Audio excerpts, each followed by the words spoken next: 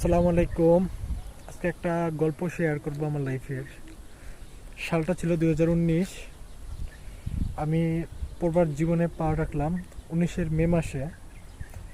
এখানে আসার পর পূর্বাসে আমার কিছুদিন ভালোই কাটছিল, কিন্তু এরপর একটার পর একটা নেগেটিভ চিন্তা আমার মাথায় ঢুকতে লাগলো যে আমি কোথায় ছিলাম বা কোথায় আসলাম, কাজকর্ম এরকম নিয়ে অনেক চিন্তা ভাবনা, এমন নেগেটিভ চিন্তা করতে করতে আমার এমন একটা অবস্থা হয়েছিল, পরে আমার ঘুম হতো না।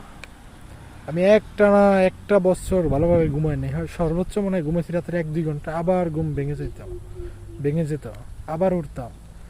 সারাদিন ডিপ্রেশন, প্রেশানে, কিছুই ভালো লাগতেছে না। অনেক ঘুমের ওষুধ খেয়েছি, কাজ হয় না। তারপর এরকম করতে করতে একটা টাইম মোটামুটি একটু গুছগাছ হইলাম। একটার পর একটা কেমন জানি হঠাৎ করে একদিন হঠাৎ করে মানে অসুস্থ, হাত পা কেমন জানি অবশ হয়ে আসতেছে, প্যানিক অ্যাটাক হলো। তখন তো আমি বুঝতাম না যে প্যানিক অ্যাটাক বা কি, এই সমস্ত এগুলো নামে আর ধারণা ছিল না। পরে আমি ইউটিউবে সার্চ করতে লাগলাম নেগেটিভ চিন্তা আসার কারণ কি। অনেক ভিডিও দেখলাম, এতে মানে আমি যত ভিডিও দেখছি এতে আরো আমার উল্টা মানে আটকে গেছি, মানে মানে ফেসে গেছে এই সমস্যার ভিতরে। পরে আমি দেশে গেলাম 3 বছর পর। দেশে গিয়ে ডাক্তার দেখাইলাম, অনেক ওষুধ খাইলাম, কিছুই বুঝতেছি না। একটার পর একটা ডিপ্রেশন, ঘুম হইতো না, খালি বাজে চিন্তা, অসুস্থ হয়ে পর। এর মধ্যে অনেকবার অসুস্থ হয়ে গেছিলাম, হসপিটালও ছিলাম। হসপিটালে আসার পর মানে যখন অসুস্থ ছিলাম, ওই অসুস্থ আবার একটু হালকা শরীর খারাপ লাগলে মনে হয় যে আবার অসুস্থ হয়ে যাবো, এরকম লাগলো। এরপর ইউটিউবে দেখতে দেখতে হঠাৎ করে মিলন দাদার একটা ভিডিও দেখলাম। পরে মিলন দাদার সাথে জয়েন করলাম। পরে আমার হিস্টোরি সব মিলন দাদাকে বললাম। মিলন দাদা আমারে বললো, দেখো এটা সিম্পল ব্যাপার, তুমি ভয় পেও না। ও আমার প্রচুর ভয় ছিল, ছোটোখাটো বিষয় নিয়ে বড় আকার মাথায় ধারণ করতো, ছোটোখাটো বিষয় নিয়ে ভয় পেতাম। তারপর মিলন দাদার সাথে কন্ট্যাক্ট করার পর মিলন দাদা আমার একটা রুটিন দিল এবং কিছু টিপস দিল, মানে প্রাথমিকভাবে এগুলো আমার ফলো করতে বললো। আমি আস্তে আস্তে করতে লাগলাম মিলন দাদার টিপস অনুযায়ী। আস্তে আস্তে এরকম চলতে আসছিল।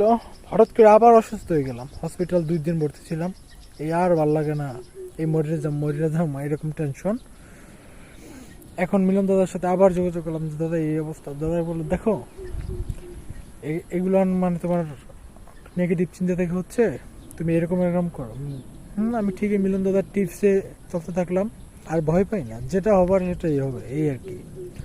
সবার উদ্দেশ্যে একটা কথাই কি, নেগেটিভ চিন্তা যতই করবেন, ঠিক আছে, ততই ফাঁসবেন। যত মানে সম্ভব আস্তে আস্তে মাইন্ডকে পজিটিভ দিয়া নিজেকে একটু ভালো রাখে, এই আর কি।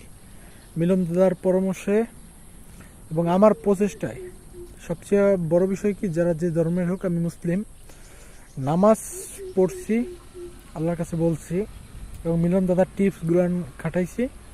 এখন আমি আলহামদুলিল্লাহ পুরোপুরি সুস্থ, বিন্দাস লাইফ কাটাইতেছি। আশা করি আপনারাও সবাই বিন্দাস লাইফ কাটাবেন। নেগেটিভ চিন্তা থেকে বেরিয়ে আসুন, পজিটিভকে মাথায় দিন, এই আর কি। অবশ্যই মিলন দাদা, তোমাকে অসংখ্য অসংখ্য ধন্যবাদ। তোমার টিপসগুলো আমার অনেক উপকারে আসছে। তোমার জন্য অনেক দোয়া ও ভালোবাসা রইল।